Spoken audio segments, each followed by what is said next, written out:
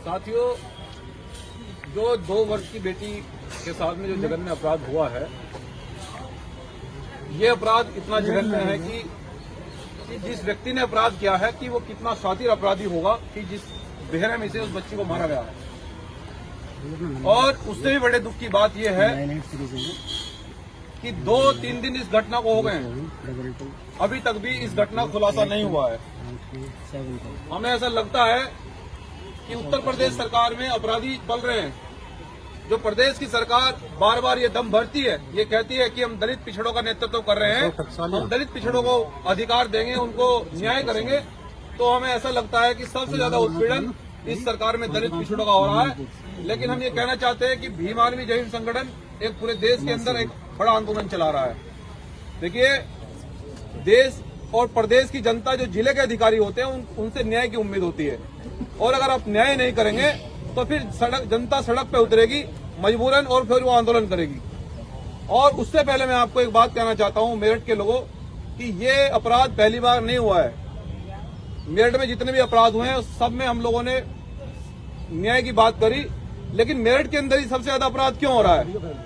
क्या आप लोगों ने सोचा है कभी कि हमें बाबा साहब और काशीराम साहब एक बात कहा करते थे कि पीटा कमजोर को पीटा जाता है, बलि जो है वो बकरे की दी जाती है, शेर की बलि नहीं दी जाती।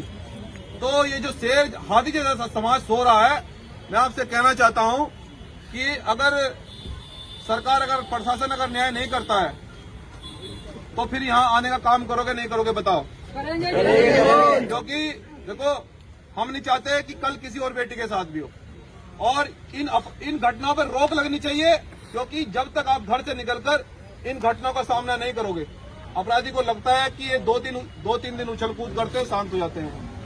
अब हमें शांत नहीं होना है। मंजीत भाई संवाद करें, हम तुम्हारे साथ हैं। जब तक बेटी को न्याय ना मिले तो हम यहाँ से हिलने वाले नहीं हैं। और जिलाधिकारी महोदय, हम आपसे न्याय की उम्मीद लेकर आए हैं। अगर आप न्याय नहीं करोगे तो भैया सरकार आपकी है, प्रशासन आपका है, आप हम पे लाठीचार्ज करवा दो, लेकिन हम संविधान को हाथ में लेकर बैठे हैं। जब तक न्याय नहीं मिलेगा, बेटियों के हत्यारों को जब तक आप सलाखों के पीछे नहीं पहुंचाओगे, जब तक हम यहाँ से हिलने वाले नहीं हैं। और ये बहुजन समाज के लोगों, आप भी यहाँ से संकल्प लेकर जाएं।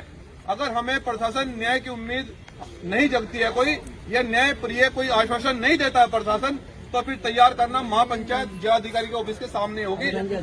और इस बार सुनो, बैठ जाओ माता जी, आ जाओ।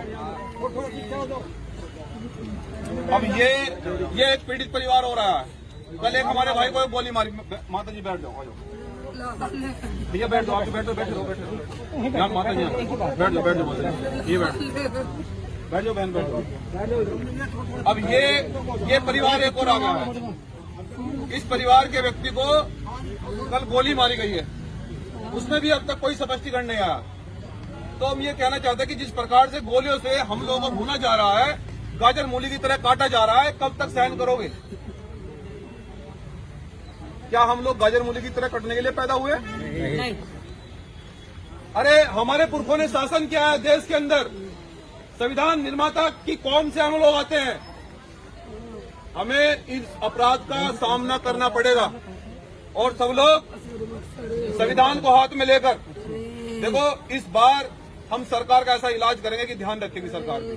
मैं आपसे वादा कर रहा हूं मेरठ की धरती पर, क्योंकि हम स्वाभिमानी लोग हैं। हम लोग देश के अंदर, फिर से बता रहा हूं कि एक बड़ा आंदोलन चला रहे हैं। अगर हमारे इस बेटी के साथ में, दोनों परिवारों के साथ में न्याय नहीं होता है तो महापंचायत की घोषणा करेंगे, लेकिन पूरे पश्चिम उत्तर प्रदेश के लोग पहुंचेंगे नहीं पहुंचेंगे इस ऑफिस पर? सब लोग हाथ में संविधान को लेकर निकलना, सब लोग संविधान को हाथ में लेकर निकलना, और एक ऐसी क्रांति होगी कि आज के बाद कोई घटना करने से पहले बहुजन समाज के लोगों पर सोचेगा। तो मैं ऐसी उम्मीद करता हूं। अभी अधिकारियों ने कहा है कि मीटिंग चल रही है, बात करेंगे, तो पहले अधिकारियों से क्या शासन देते तो उनसे बात कर लें, उसके बाद फिर हम ऐलान करेंगे महापंचायत का। सब लोग तैयार हैं? हाथ खड़ा करके बताओ, तैयार है? जेल भी भेज सकते हैं? तैयार है सब लोग?